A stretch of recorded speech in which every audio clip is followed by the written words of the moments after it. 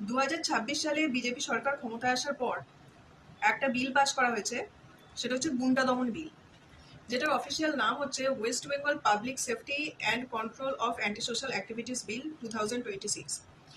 এখন এই বিলটা নিয়ে বিভিন্ন আলোচনা সমালোচনা চলছে, কারণ অনেকে বলছে যে এই বিলটার মাধ্যমে মানুষের ব্যক্তি স্বাধীনতা হরণ করা হয়েছে, অনেকে আবার এটাকে কালা বিল বলে উল্লেখ করছে।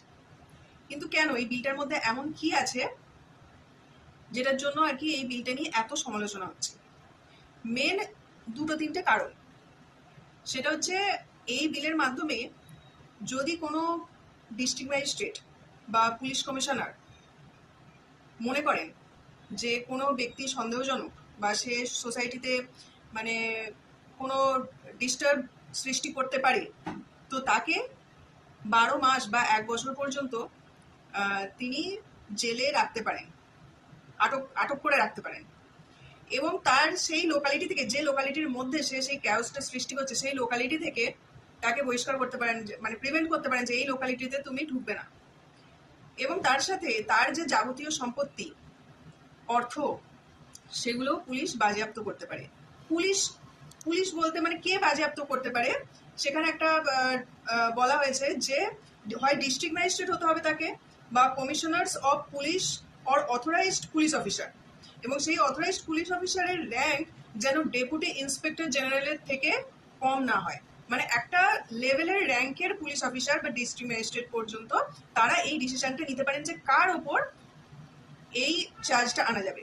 এবারে এই চার্জগুলো জেনারেলি আনা যাবে যারা হচ্ছে ধরুন এই একটা গ্যাংবাজি চলে, যেখানে হ্যাঁ গ্যাং ওয়ার চলে, তারপরে চাঁদাবাজি, জমি দখল, তোলাবাজি, বা কোনো জায়গায় মব করে একটা মানে এমন একটা বিশৃঙ্খলা সৃষ্টি হলো যেখানে পাবলিক লাইফ যেখানে ডিস্টার্ব হচ্ছে, এই সমস্ত বিশেষ ক্ষেত্রে ডিস্ট্রিক্ট ম্যাজিস্ট্রেট বা পুলিশ অফিসারের এই রাইটটা থাকবে।